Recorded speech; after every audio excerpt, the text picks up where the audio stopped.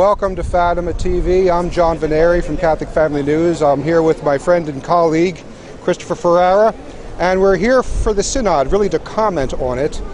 And today what we want to talk about is a theme that Mr. Ferrara has been running, and that is the fact that we're really dealing, not to be too shocking, but we're dealing with a sham in this Synod. Now, why would you say it's a sham? Well, just look at the rules under which this dog and pony show is being conducted. I'm sorry if I seem harsh in that assessment, but think about it.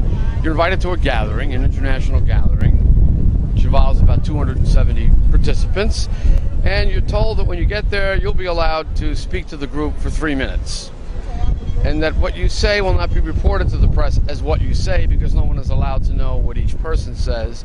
There's only going to be a summary of what is said during these 3-minute speeches.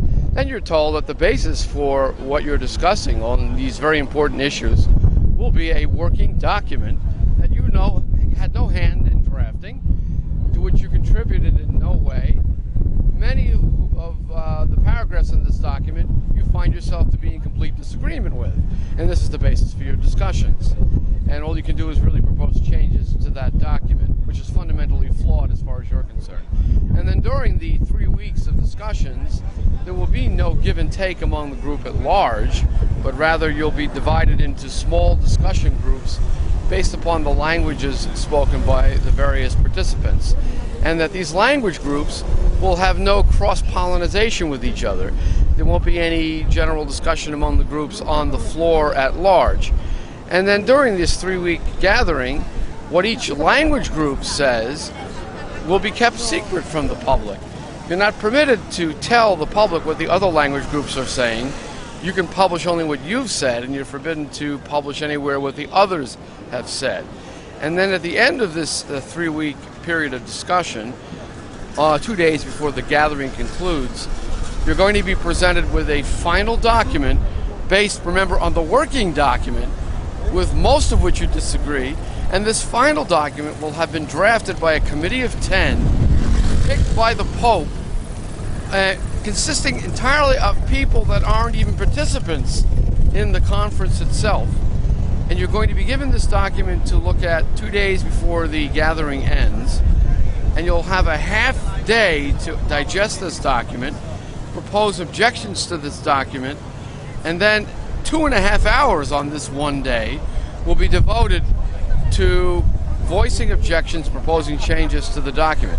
And that 2.5 hour period will begin at 4:30 in the afternoon and will end at 7 o'clock in the evening on the one day during the 3 weeks during which the group at large will be allowed to discuss, debate, and propose changes to the final document, which again is based on the original working document, regarding most of which you have serious objections. And it's not only the individual has serious objections, but the more traditional and conservative cardinals and bishops, these are the ones who really voicing the objections to this document, saying that it's flawed, it cannot serve as a working basis. Right, but that is the basis nonetheless. Yes. And then after this half day of discussion and 2.5 hours of debate on changes to the final document, the final document goes back to the unelected drafting commission of 10 people selected by the Pope. No vote on that either. And then the unelected drafting commission during this one-day interval will finalize the synodal document. And then on the final day of the synod, you will be asked to vote yes or no on a final document as to which you've had virtually no input.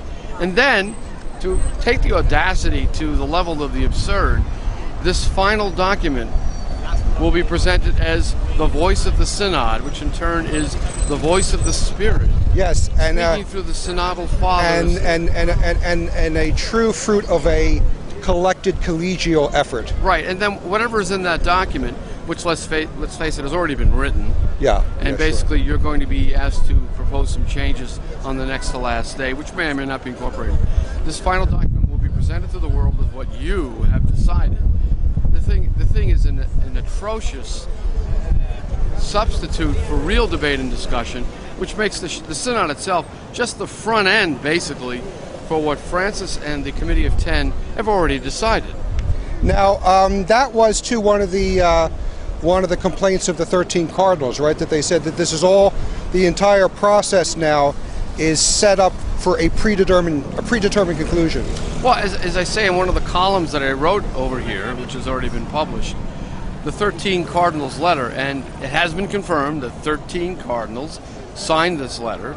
The 13 cardinals are saying in a very polite way that the Synod is a sham. There's no general discussion and debate. There are no votes on any particular propositions.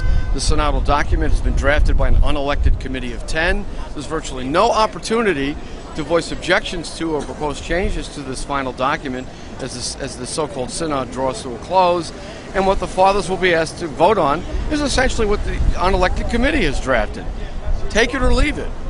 And so the 13 cardinals, which include the head of doctrine, Cardinal Mueller, the head of liturgy, Cardinal Sarah, and the head of finances, Cardinal Pell, the 13 cardinals are saying that basically we have no voice in the outcome of this synod.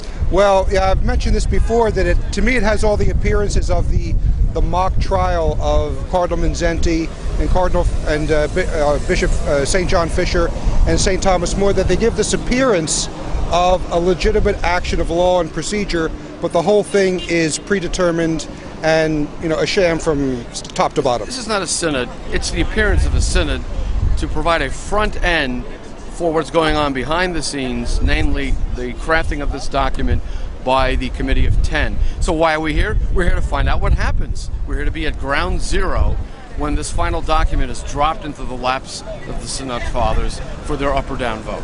And today is the last day of week 2 of the Synod, and we'll be back next week to cover the third and final week of this tumultuous gathering. So stay with us. Fatima TV, John Vennari, and Chris Ferrara. We'll see you next time.